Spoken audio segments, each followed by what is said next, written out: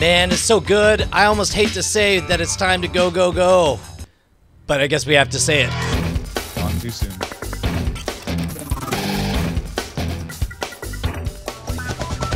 Welcome to Cordkillers, our mission to report the intel from the front lines of the cord-cutting revolution so you can watch the stuff you want to watch, when you want, where you want, on whatever device you want. I'm Tom Merritt. Hey, man, I'm Brian Brushwood, and wow, just thinking about David Bowie, man, father of Duncan Jones. How great that there's a continuing legacy there. By the way, that opening segment is from Bowie 2001.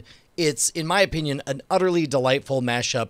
Remixes of David Bowie songs cut to remixes of 2001. It's a visual and auditory delight. The whole thing is available on torrents or at bowie2001.com. Take a look at that. Yeah, don't spoil 2001: A Space Odyssey for anybody who hasn't seen it. But go to bowie2001.com. We're extra sensitive about spoilers these days, mostly because of Star Wars: The Force Awakens, which makes it extra special to welcome our guest, Riley Blanton, from the Star Wars Report. How you doing, Riley? Don't tell me how it ends. Yeah, man, dude, thank you so much. Riley, of course, was the person who made it possible that Justin and I were able to see Star Wars the day it came out. Thank you so much for making that happen, and thank you so much for joining us. Oh, absolutely. Thanks for having me, man. I'm looking forward to it. So the good news is Riley's awesome, and he's going to be with us through this whole episode. The bad news for a small percentage of you is we'll probably talk about Star Wars some more. Okay, first of all, there's nobody. George Lucas is the only person tired of us talking about Star Wars. Really Everyone else is cool with Star Wars. So, I say let's jump into the primary targets! Yeah, the big news, cord-cutting-wise, comes out of the Consumer Electronics Show. Just a ton of stuff. As we mentioned last week, was coming at you. And no surprise, Netflix was the source of a lot of this information. We're going to cover as much of it as we think is relevant to you. Reed Hastings, of course, on stage giving a keynote at CES on Wednesday and launched Netflix in 130 countries at once. Now, hold on, Tom. That seems like the kind of thing that you would announce that you're gonna do, and everyone would expect the rollout, and then slowly it would happen, and there would be difficulties. No, you don't do that anymore. You just get up on stage, and you're like, oh, somebody has a blog post up saying Netflix launched in India. Well, guess what? We've got 129 more countries. In fact, every country on Earth is what they say. I think they're still missing a couple, but they say every country on Earth except China, Syria, and North Korea. And then they're also not launched in Crimea, which is now operated by Russia, but Ukraine still claims it, so that's a whole thing. When your market domination is limited only by the geopolitical, by war. Yeah, Syria in civil war. That's pretty North Korea, amazing. International pariah, Crimea in dispute, and then China, which is only because Reed Hastings is like, we want to get in there. It's just a lot of paperwork. A lot of paperwork. Riley, are you excited for this? Like, do we want Netflix to be the all-father here? I mean, yes. The answer is yes. A million times yes. Because I know it's always a huge topic on the show, but Netflix is the crowned alternative. Like, if you're asking anyone, especially my age and a lot of my friends, Netflix is it in terms of anything that we watch on a TV because of the easy ways that it is. It's just that's the way it goes. So, like, this is ecstatic news for anybody. And I think market domination only encourages, at least at this early stages, competition. So I'm hoping that we see more opportunities with other companies too. But like right now, Netflix is it. Well, I got three more things I want to mention Netflix announced at CES. And I want you guys to tell me which you think is the most controversial. Okay. One, LG and Netflix partnering on a prepaid service. So you'd have to use LG somehow to prepay, which in countries like the United States where people who have credit cards ubiquitously, that's not probably that attractive. But in a lot of places, it's where you can't get a credit card. It's going to be the way you would have to pay for Netflix. Number two is Reed Hastings saying, yeah, household password sharing, that's fine. We love people sharing control of Netflix. We think it's a positive thing. Once the kids move out, they want to control their own thing, and they end up subscribing to Netflix anyway. He says, we don't see it as a problem. Well, three, tell me which is the most controversial. Got it. He says The Ridiculous Six, our Adam Sandler movie, in its first 30 days has been the biggest thing we've ever seen in the first 30 days for any movie on Netflix ever. I'm going to pretend you didn't say those last words because that's highly offensive to me. That one of those three is definitely a tale of the horrible state of human culture. Yeah.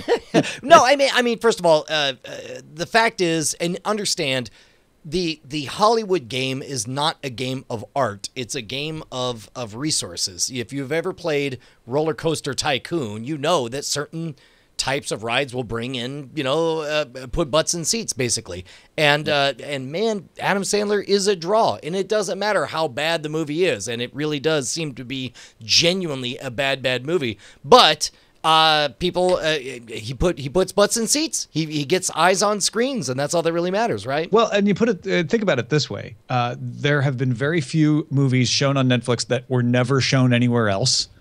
One of those was the Idris Elba movie, which is a very Beasts of No Nation, yeah. Yeah, Beasts of No Nation was a very difficult and serious movie.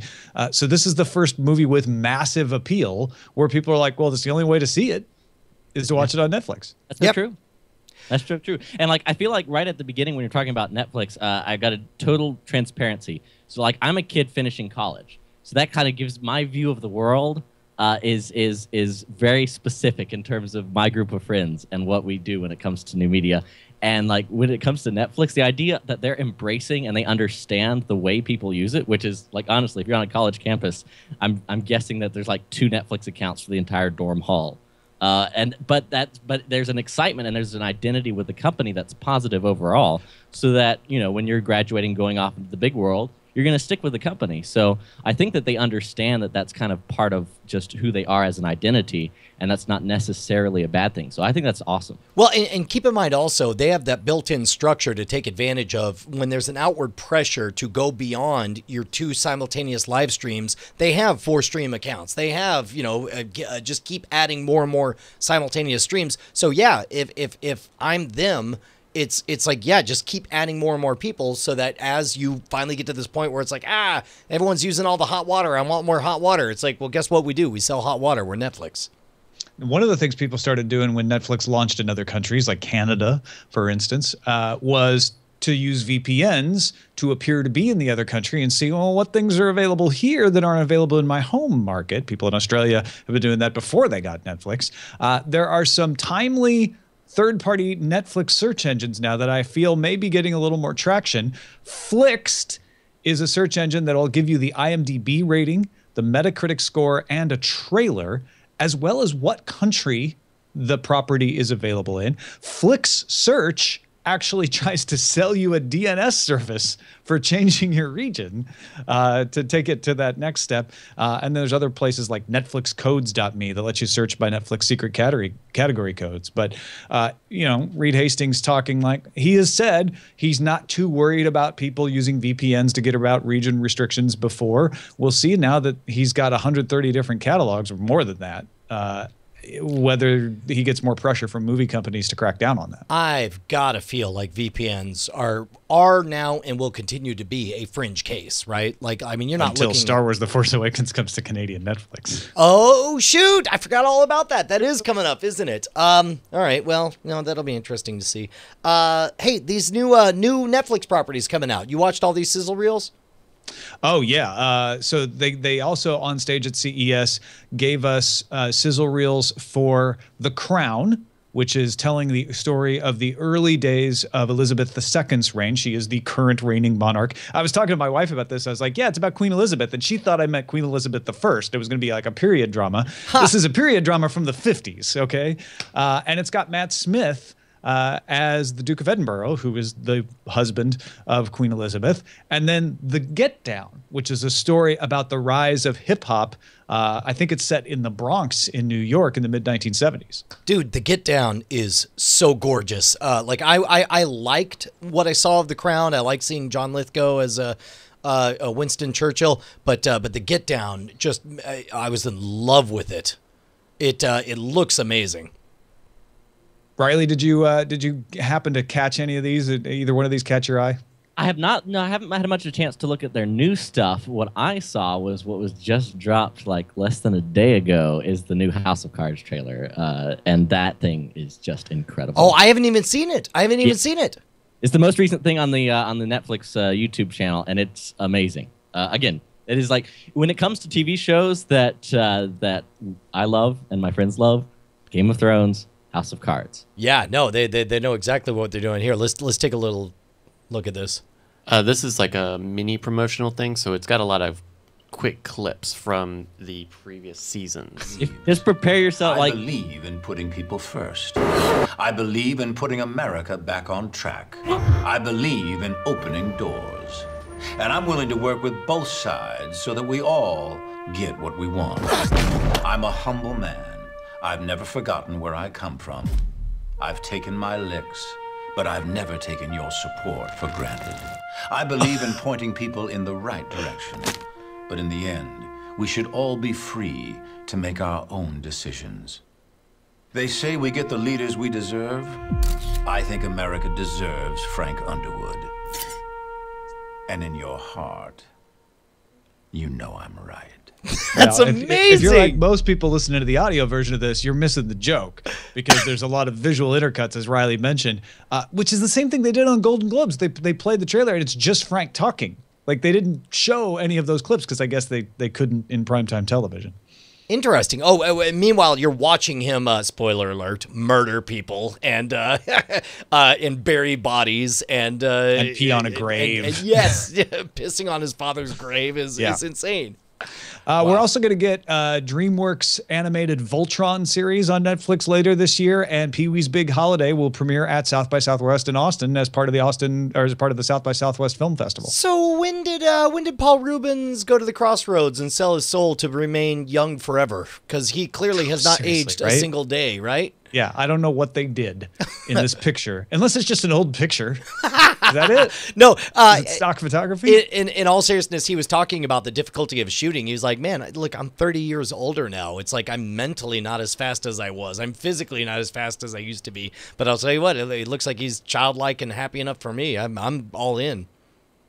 All right, before we get done with the Netflix news, we have one more thing, and it has to do with launching in all of those countries. Now, we got an email from Fares in Kuwait. Apologies if I'm not saying your name right, sir. Netflix in the Middle East is a joke, says he.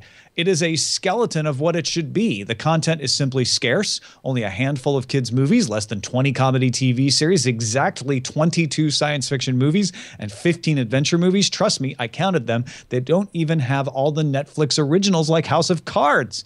How do they justify paying the same price for a fraction of the content? I'm unsubscribing after I watch the available movies, which I bet will be sooner than the end of my free month. Now, the mere fact that it's possible for him to watch the entire catalog available within the trial period. Within a trial period, yeah. It's pretty astonishing. Now, here's the thing. Reason House of Cards is not there likely has to do with the fact that they let the production company sell the series in other markets where Netflix didn't operate at the time, which was 4 years ago when they started working on this. And Reed Hastings actually addressed this sort of when he was talking to Peter Kafka from Recode last week. Who said, that's a lot of markets to launch in at once, and you're not, are you ready for that? He said, we realized we learn best by getting in the market and then learning, even if we're less than perfect. Brazil is the best example. We started there 4 years ago. At first, it was very slow growth, but because we were in the market talking to our members who had issues with the service, we could get those things fixed, and we learned faster. Yeah, I gotta. This really just seems like an unfortunate artifact of launching in 130 markets at once. It just seems like you're going to get poor delivery in some locations. I wonder also how much of it was because in the Middle East you're going to have, I assume, more censorship issues. There's going to be as far as like what content that you're able to offer. It's possible. Yeah, they addressed that in the Q&A after the live stream. Basically saying that they were launching without airplane edits or TV edits, but will kind of be playing it by ear, country and culture by country and culture. Yeah. Interesting. I think Reed Hastings said something like, "We want to keep the directorial's vision intact. So for the short term, it's just a matter of just not available until we figure out. It'll be up. Someone needs to say you need to change this. As the way I understood. Interesting. And most of the stuff just has to do with licenses, like House of Cards, for instance. I'm going to guess that in Kuwait, the right to sell House of Cards was allowed to be sold off to somebody else because Netflix says, well, we're not going to be in Kuwait anytime soon, and now they are. Yeah, and that's the thing is they can afford to do this because of Netflix's kind of brand identity that is so positive. Like, this is the company, if you remember, that just got in the market, and remember Flickster? Like, they overcame this enormous misstep, and yet now looking back, it seems like maybe a brief hiccup in what's otherwise really positive, experience. In relation to that, they asked him about, do you think HBO should be spun out from Time Warner? And Reed said, yeah, I'm not a real big fan of splitting companies out anymore. I'm done with that. That's amazing. Yeah. I'll tell you what I am definitely a fan of is I'm a fan of 1,946 of the raddest people on the planet who are currently supporting us, keeping us loud, live, and independent over at patreon.com/cordkillers. Cannot thank you guys enough for changing our lives 2 years ago. We're coming up on, it's been 2 years, 100+ episodes. Yeah. It's crazy. Yeah, it's ridiculous. We did 153 episodes of Frame Rate, and we're at 103 episodes of Cordkillers. So by the end of this year, we will be surpassing that amount, and it's thanks to you. If you are a patron of the show, like Brian said, we can't thank you enough. If you're not a patron of the show and you get some value out of it, we just ask you, go to patreon.com/cordkillers and give back what you think the show is worth to you. Yeah, That's what makes it possible just cross for us that to line. Do. Throw us a nickel. Nickel a show. Although we would prefer $1 an episode. That'd be great. But if it's worth a nickel, then we'd love to have it. Signals Intelligence. My old friend. What more can I say about you? Are we going to do a roast of Signals Intelligence? Remember when Signals Intelligence got married? Yeah. No, actually, remember when Signals Intelligence was about streaming services that weren't linear cable streamed over the internet? Well, those days are over. We got lots of them now. And Sling TV, which made its big splashy debut at CES last year, had some announcements at CES this year, a little less grand than launching a whole new service, but they are adding a new section to the user interface called My TV. They said, look, when we had 20 channels at launch, we didn't need a whole lot of whistles and bells on the interface, but now that we've got more than 60 English language channel, and when you count the Spanish language channels, hundreds of channels, we need something to help you filter through them. So they're going to create this section called My TV that'll have 4 main areas. There will be a recommendations section based on your viewing habits. There'll be a favorites section based on your viewing habits and things that you've marked. So they'll notice if you watch a show over and over, or if you've said, hey, this is my favorite, click, click, click. There'll be a continue watching section, which will allow you to pick up where you left off on anything that's available on demand. There'll be a recommendation section, which is what I was going to say, is based on you like that, so we think you'll like this, even though you've never watched it before. And there will be a section called What's Hot, although that won't launch with the interface. That'll launch later this year. That'll have things like if there's breaking news happening, take you to the news channel, or big season finales, or basically a curated section of things they think everybody might be interested in. Dude, I love everything about this. More hand-holding, the better. It's not rocket science to figure out what kind of stuff you like. It's like in a world where, the computer watches what games you install on Steam. It watches everything. I love the idea that it's like, oh, you're on a computer right now. You probably want to watch this SpaceX launch. You probably want to see this earnings call from Netflix. You probably want, I'm okay with all of that. And I think I would love to hear from people who use Sling TV, how you use it, because we were talking before the show, Tom, that really, I use Sling TV just to watch Rick and Morty live. I'm paying all year round just so that I can watch Rick and Morty at the same time everyone else watches Rick and Morty.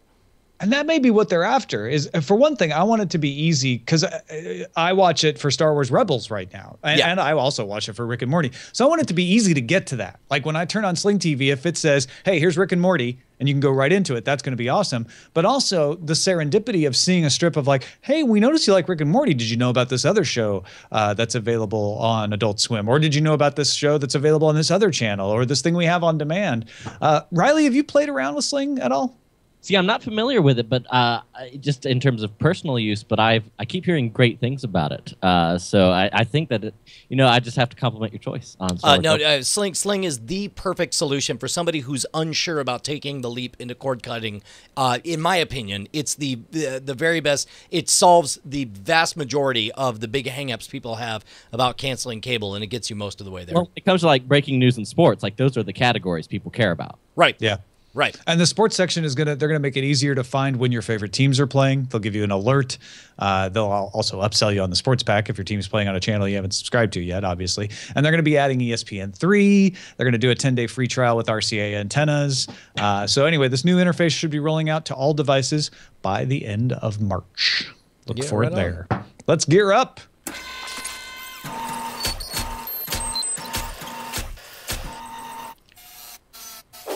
Patron Michael Kupper alerted us to this first of our 3 devices from CES.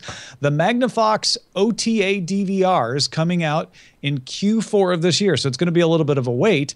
But these are over-the-air DVRs that allow you to share your recordings with each other and with your Android and iOS devices without subscription fees.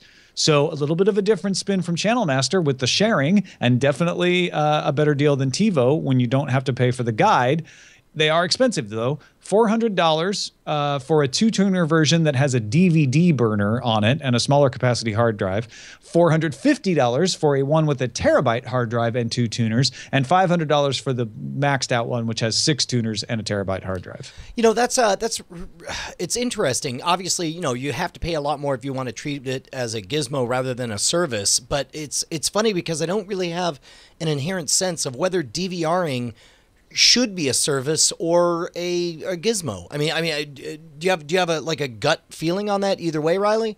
Yeah, see, the whole thing about DVRing as an institution, I think, is so closely tied to the world of cable television that I think it's a very short amount of time till that is literally just a small bonus feature, and it's something people really don't care that much about when it comes to getting content. I mean, when I look at it just sheerly by the price, it's not something that I would be interested in. Yeah, anything that's on Hulu that I don't want to watch live, I tend to just watch on Hulu rather than deal with the DVR, even as simple as the DVR is. It's like Wednesday evenings, like my family, we get together and we watch The Flash or Arrow. And yes, it's on local over-the-air television, but we never bother with that because you could just queue it up on Hulu. Yeah, same here. With exactly those shows. Well, it's amazing to me, too. And again, it's a weird artifact of, man, cable is expensive. When you were accustomed to spending $100 a month on cable, and all of a sudden you unlock it, you feel like you're playing with house money when you do something lazy. Like, well, yes, I'm sure that The Walking Dead is on Hulu or whatever, but it's like, I'll just spend the $2 to watch it commercial free right now on Amazon. Just click and go and go. I don't know. It's astonishing to me. Well, and the thing is Brian, if you think about it, just to give a brief background on me, I'm a cord neverer because I grew up overseas. So the idea of cable television is an artifact that was brand new by the time my family moved back to the States in like the mid 2000s. So it's something that around the time this was happening, the idea of something like Hulu and all the content that's on YouTube, that sort of thing, that's the kind of stuff that speaks to me. So when we have all of these amazing new creative ways to consume content, it's like I would never consider cable television, even if I did have the full financial means to do it. It just doesn't make sense, at least for me. Yeah. Yeah. A couple other devices that came out at CES, just quickly to tell you about. NVIDIA's Shield Android TV is going to get an update to Android 6.0 Marshmallow. No date on that, but that'll bring some of those nice features to it. And the Tableau app for Apple TV and the LG Smart TV, as a matter of fact, was announced, and that'll be coming in spring. So if you want to use the Tableau as your over-the-air DVR with an Apple TV, you'll be able to do that sometime in the spring. Heck yes. What Brian's been doing lately is looking at that warehouse of scam stuff and saying, woo, holidays, man. Dude, holidays were extraordinary. I've never had anything like that. A lot of you guys know that to help supplement all the content that we create, both Tom and I have a couple of online stores. Mine is Scam Stuff, where we do gear for the modern rogue. What an amazing time the Christmas holiday was. A lot of people got some high-end gear and bought books and all of that. We can't thank you guys enough, which means that now we're trying to figure out, we're getting ready for new product launches. But in the meantime, we got some sales happening. We got a few things that are not yet sold out. Head on over to scamstuff.com. It's gear for the modern rogue, and get yourself get that in your life. It's good, really good stuff. Got a lot. Everything must go. I mean, but that's just it. Is we're not in that kind of situation. It's a situation. Some of the things might need to go. Yeah, exactly. Right. It's like, mainly, if there's anything I want to say, it's like, thank you to all the kind words people have said. People have said they really dig all the stuff they've gotten, and I'll tell you what, it was like Christmas on Christmas when they got to read all the tweets of everyone opening up their Scam Stuff presents and talking about how excited they were to get it. That's awesome. That's fantastic. I had a couple of warm fuzzies too when people posted that they'd got the book I wrote on. Wait a minute, what's this? Riley Blanton's got the first original Scam School book. Check it out. Signed edition. Yeah. Scam Stuff. Yeah, no, get Scam Stuff. Get it in your life, son. The book is called Scam School Academy. All right, let's move on to the front lines. Front lines. I'm going to call it, Brian. Noting that streaming services have gotten nominated for major awards is over. It's just de rigueur. It's the way the world works now. And here's why. Amazon won Golden Globes for Best TV Comedy and Best Actor in a TV Comedy for Mozart in the Jungle. And of course, the Best Actor went to the lead, Gael Garcia Bernal. Netflix had 8 nominations, but no wins. So Netflix has crossed over into the land of, it was a big network that had a lot of nominees, but it just didn't take home the award this year. So what you're saying is the news is not that Netflix won, but that the news is like, we're more surprised and it's more novel that Netflix didn't win a Golden Globe. It's like when HBO didn't win anything, or back in the day, I guess, if CBS didn't win anything, like, oh, what a surprise, they have such good stuff. Like, crazy. It's not news that Netflix is in this. It's just news what happened because awards.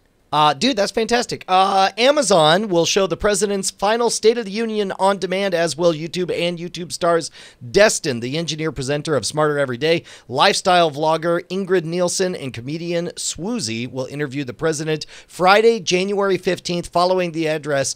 We talked about this a little bit before the show, Tom, and you were kind of annoyed because this is something that YouTube had already been doing, but I said, but the news is the fact that everybody's doing it now, right? I mean, my wife works for YouTube, so maybe I'm a little biased. You've got the mug to prove it. I mean, Amazon has been plugging this as like, we'll be streaming the State of the Union because we're streaming. And it's like, oh, that's great. I'm glad they're doing it. YouTube has done it. The White House itself, the whitehouse.gov does it as well. But sure, it's good that we have more options for that. And I wonder if this is there much of a different audience, I wonder how concentric the circles are between YouTube and Amazon in terms of the streaming services for something like a State of the Union.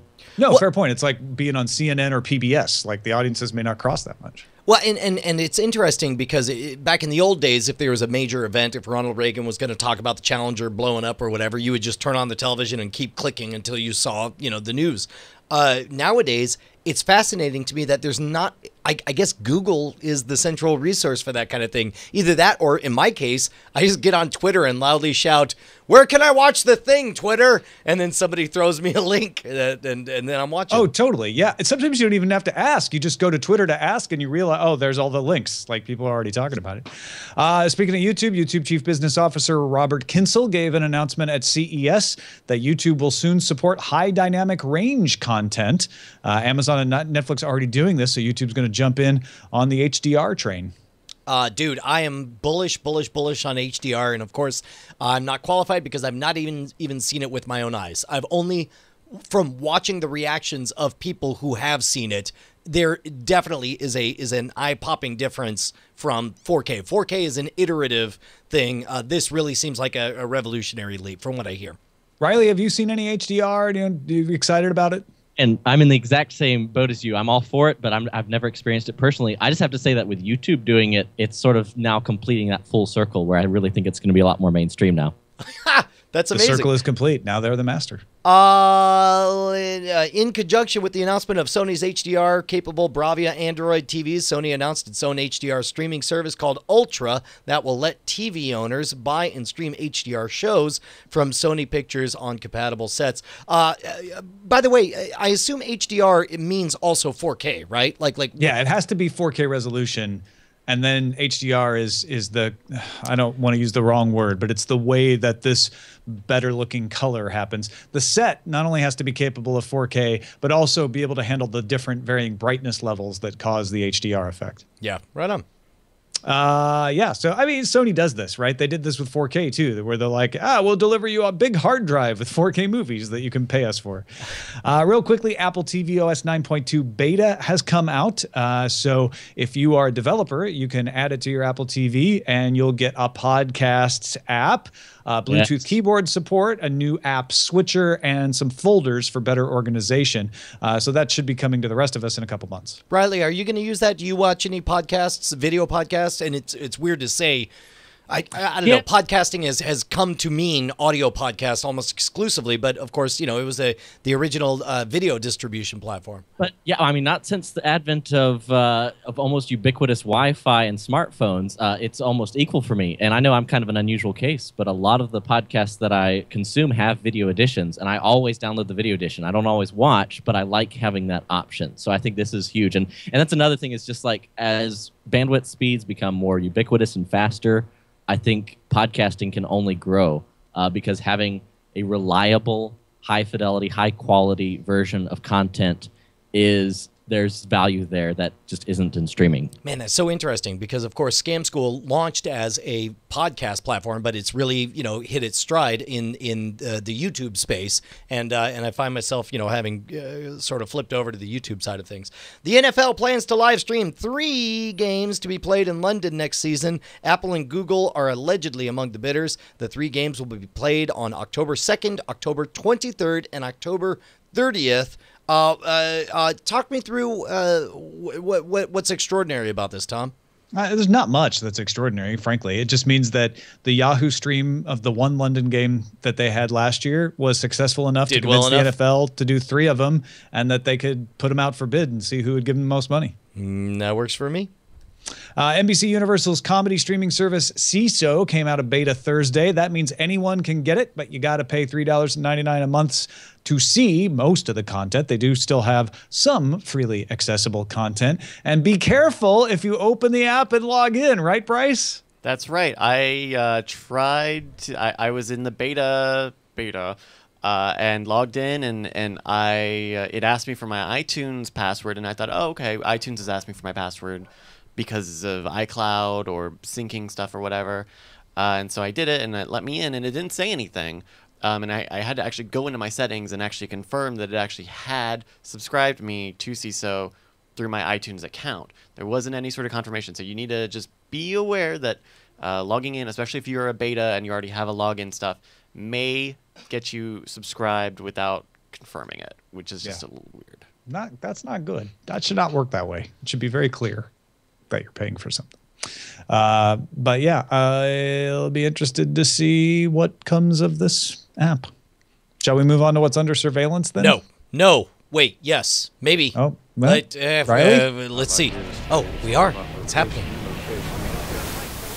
Under surveillance. It's the segment of the show where we tell you some things you can watch. Like, what's all this gear and streaming good for if you can't watch things? Daredevil Season 2 hits Netflix on March 18th. Game of Thrones Season 6 premieres on HBO Now, April 24th. And Mad Dogs returning to Amazon January 22nd. Which one are you most excited about, Brian? Don't do that. Don't do that. That's not fair. That's not fair. I'm so excited about all 3 of these. Are you kidding me? In fact, I just finally was catching my breath. I still have to get caught up on Man in the High Castle. I haven't watched the rest of it, and people are harassing us on the email now over that. But there's so much good television out there now. And of course, you know what? I'm going to call it. I'll say Mad Dogs, because only one of those 3 projects has a personal friend of ours on the show. Well, I said return. It's not really a return. It's the premiere of the season. We've only seen the pilot episode so far. Riley, what about you? Oh, you know nothing, Brian Brushwood. It's Game of Thrones all the way. I mean, it's an institution, Game of Thrones now. All of my friends, both internet and in person, it's an institution. We have to watch it every week, the night it airs. And I love it. I think that's really the only, that and really House of Cards, but of course that's different because it drops at once. But that's the one thing that we can enjoy as a society, is everyone can come across political aisles. Whether or not you like the Star Wars prequels, a subject for another day, we can all agree that Sunday nights is when it's time to turn on HBO. Oh, heck yeah, man. Yeah. By the way, and plus, this is going to be a special season where us people who have read the books won't get to be all snobby and smug knowing what might happen next. Yeah, no, it'll be. It's weird because the realities of production is shaping things. I don't want to get too spoilery, but there are actors who, they flatly said that character is dead, and yet that actor seems to be in the place where they're shooting. So it's like, well, what does that mean? That means that dead characters can still be in the show. Apparently, yes. or who knows? Man, I'll tell you what. No, you're right. It's going to be amazing. All right, let's talk about what we're watching these days. Starting with you, Riley. What have you been putting in your eyeballs? Obviously, Star Wars. Yeah, that's the kind of the given. It's just like, how many times? It's almost like, fortunately, everyone's pretty nice about it, but it's a little bit of a litmus test. Everyone's like, oh, so how many times have you seen the new Star Wars movie? You've seen it like 6 times, 7 times, 8 times? Like, no, it's only 5, please. God, that's so 1977 for me, though, because I remember being in first grade and I'd only seen it 6 times, and my friends were like, whatever, noob. Some things haven't changed, Tom. Some things haven't changed. On the way to the airport yesterday, I asked my Uber driver, there was some big billboard for Star Wars. I was like, you see it? And it's so great to have that cultural touchstone where you can, on one topic, be instant friends with anybody on this planet. Like, it's a wonderful moment right now that no matter where you are, no matter who it is, you can say like, hey, what'd you think? And most likely you're going to be on the same page. So are there other things you've seen besides Star Wars, actually? I mean, like, really not much during the season because I'm just waiting for Game of Thrones to come back. I'm trying to think, like, of all... There's a couple things I've tried out. I tried out the Shannara Chronicles, and I don't think this is like the Riley's unrecommendation. It's I love the books growing up, but it's just bravo for the attempt, MTV, but that's exactly what it is. It's a network that's not used to doing high fantasy, and it just doesn't translate very well. So I really like Star Wars is the main thing for me. And then there's this actually 2 other quick things. One, YouTube series just launching. It's a kid who just got started, and it's this really adorable look at these interviews with some of the Star Wars stars that you've never heard of that I've seen all the time at conventions.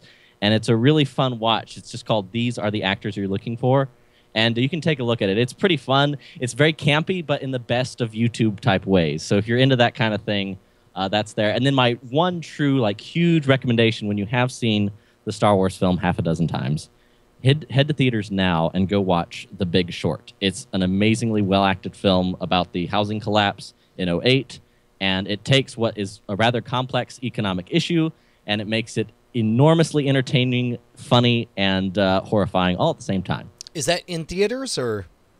It is indeed. Okay. It's got Oscar buzz. It does. And Brian, this is like your kind of movie. I know. I was about to say, I was like, how is this not on my radar? It's like, I just want to get up and leave right now. I was like, I'm going to the draft house. It's got Steve Carell in it, right? Yes, indeed. Yeah. Steve Carell, Christian Bale, and a bunch of like famous people. Wow. So Brian and I have both watched the Marco Polo special one-off 100 Eyes. We'll be telling you more about that in spoiler in time, but what should we tell people about it right now, Brian? It's freaking awesome. Apparently, just like Garfield without Garfield showed that Garfield is better without Garfield, guess what? Marco Polo without Marco Polo, freaking rad. When it's just the Kubla Khan show, then it's like, yeah, let's go. It was, I loved it, man. And we'll talk a lot more about it in spoiler in time. What else have you been watching? We've been watching the rest of Master of None, caught up on a little bit of Always Sunny in Philadelphia. They just added a new season over on Netflix. I realized that I hadn't seen season 9 or season 10, so I'm a little behind myself. Yeah, plowing through those. It's funny what happens once you've been through the ringer of television production. You sort of develop a sixth sense for little things, and there was some production things like you notice, where the gaff tape is, and what labels have been set the right way in order to do stuff. It was great. And then what else? Saw Harmontown live, and I saw the first and 1.5 episode of The Expanse, which we'll talk about in spoiler in time. But spoiler alert, I'm really excited about this property. I think it looks really good. I saw Star Wars: The Force Awakens again for the 4th time. What? So I'm kind of behind. Does it stand up 4 times? I think 4 is probably good for me until the digital version comes out. I really did want to see it again, and I noticed a lot more things, but I also started to notice a lot more seams. I was less dazzled by the oh my gosh, it's a good Star Wars movie, but I enjoyed it. Also, making my way through Transparent, I watched episodes 4 through 6, and man, this is a sad season. Oh no! Yeah, that's all I'll say. But wow, sad things, a lot of sad things. The Expanse, I'm up to date. Absolutely adore it. I've always adored the books, so it's no surprise. But I'm glad that they executed well. Caught up on Agents of S.H.I.E.L.D., which, again, still really good, and enjoyed watching those. Finished out Haven, finally, which I had been behind on. The season had ended right before the Christmas break. And really, still, the last time I'll say it, one of the most underrated shows on television, and I felt they ended it really well. And then I watched Age of Adeline with my wife on Saturday night, which is a romance, but it's about a woman who doesn't age and has lived more than 100 years. So there's a little bit of a fantasy element to it. And Harrison Ford is in it, along with Blake Lively from Gossip Girl. And it was really good, actually. I enjoyed it a lot. Right on. Very good. Shall we take some Oh, wait, no, wait. We got to see what's on. Yeah, no, I always. I'm sitting right in front of you. Hey, man, I mean, in my defense, it was like a year or so of doing it one way before we switched to another way. So this on the lookout comes from Corey. He is telling us about Broadchurch, which I believe is a BBC production. He writes, I just got done with a binge of season 2 of Broadchurch on Netflix. It's a British show that follows the murder investigation of a boy in a small UK town. It does an amazing job of exploring all the characters in this small town and how the murder and investigation tears the town apart. It stars David Tennant from Doctor Who and Jessica Jones, who plays a very different, complex character, and I think really highlights his acting skills. I haven't seen any attention for the show, but it really deserves some. Thank you guys. I love all the shows you do. This is on both seasons are now on Netflix and on digital video stores like iTunes and Amazon. And I think season 3 is coming. One episode of this, and I never went back, but not because I didn't like it. I just kind of got distracted. Yeah. Good. And I think there's a new season coming this year, so keep a lookout for that. Hey, if you got something you think we should be on the lookout for, email us, cordkillers@gmail.com, and Bryce will look it over and get it in the queue. Yeah. Let's move on to dispatches from the front.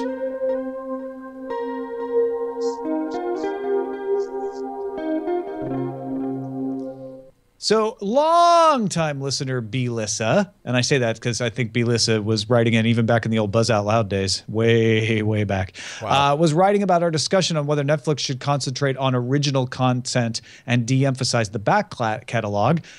She says, here's a scenario. We want to watch the November 22nd 63, 11/22/63 show, so we plan to pay for Hulu Plus to get that. We already pay for Amazon Prime, Netflix, HBO, and we still have cable. And one of my kids is a big anime fan, so we have a membership to Crunchyroll, and I support several podcasts on Patreon. Thank you, B-Lissa. I've reached my limit of what I can pay for, so my idea is to binge watch 11/22/63, pay for 1 month of Hulu Plus, then put the membership on hold.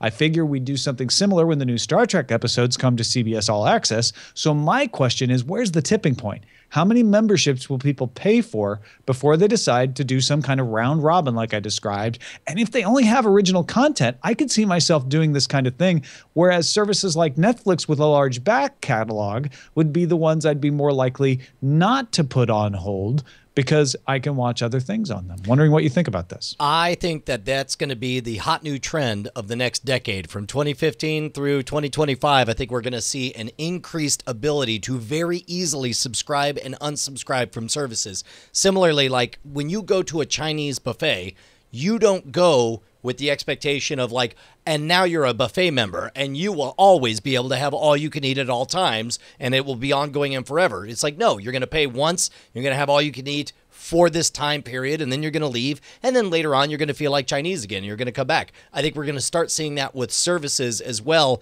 because right now we're at a frustrating period where everybody has to remember so many different passwords. We're getting better with biometrics, stuff like the ability to just stick your fingerprint on your cell phone to get in and get out.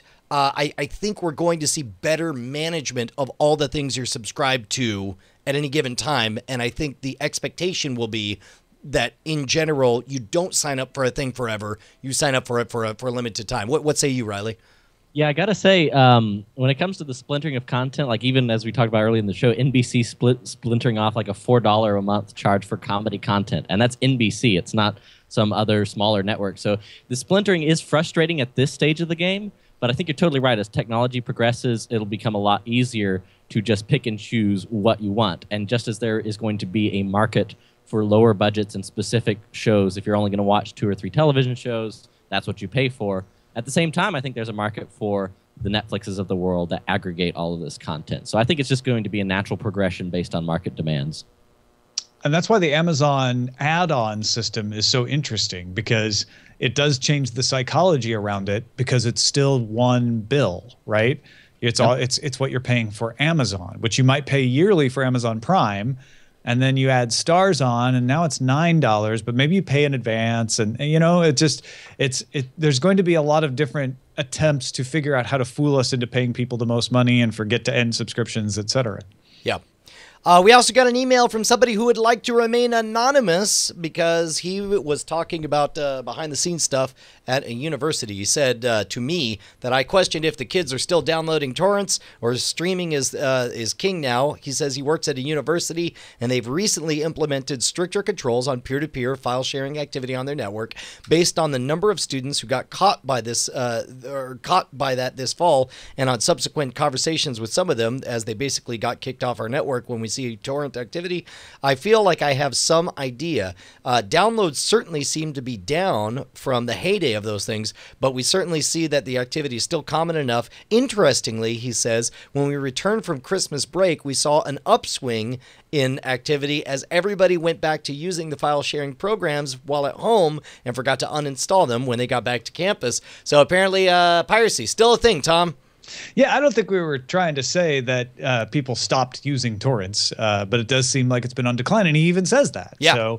So yeah. This I think confirms like firsthand of like, and again, this is kind of an oddly specific one, but it speaks right to this. Like in Air Force ROTC at Georgia Tech, like that's a big part of like the culture. Like that's an issue that they talk about all the time is piracy, and the Georgia Tech campus is very, very strict on that.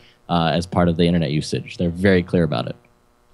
Finally, HBO Now was not available for Tony on his platform of choice, which was Android, until after Game of Thrones was over. Remember, it didn't launch until the fall last year.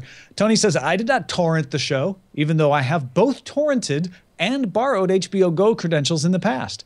I did enjoy binge watching it with my wife during our free trial once it did launch on Android. I left my subscription active for 1 more month after the free trial to show my appreciation for the service. Very, very honorable.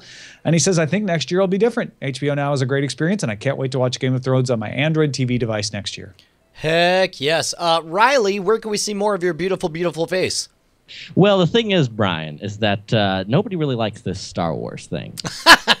It's a problem for me. Wait, is that the one with Anakin Starkiller? The thing is, nobody likes Star Wars. Also, there's no new Star Wars news coming up. There's not like there's going to be a movie every year for the rest of my life. All I gotta say is that when I decided to jump into the deep end of new media and launch my own creative projects on the internet, I just chose very poorly. So instead of inundating you with all the Star Wars stuff available at StarWarsReport.com, I've actually done something different. If you want to hear Brian Brushwood talk about Star Wars, you click the StarWarsReport.com/Cordkillers. And that just takes you to one page that has all of our information right there, how to subscribe, how to find us, and of course, how to listen to Brian's episodes, since I know that StarWarsReport.com/Cordkillers. Wow, you're a genius. Somebody came fully equipped. You are, yep, that's the page right there. And yeah, it's a good time. Good times to be had. Well done, folks. Check it out. You got your own URL. You have no excuse. StarWarsReport.com/cordkillers. Folks, it was a pleasure spending this time with you today. Our website is cordkillers.com. Our email address is cordkillers@gmail.com. We're live on diamondclub.tv Mondays at 7 p.m. Eastern, 4 p.m. Pacific. And we are going to go cut some cords, kill some cords, maybe talk nice to some cords. You just never know. We'll see you next time.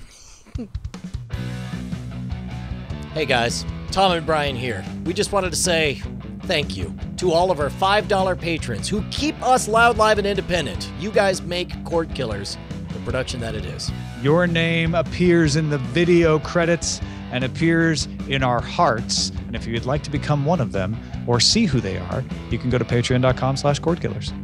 You'll need to do more than just go there, though. You'll have to sign up and, pledge an amount. But unless you just want to see who they are.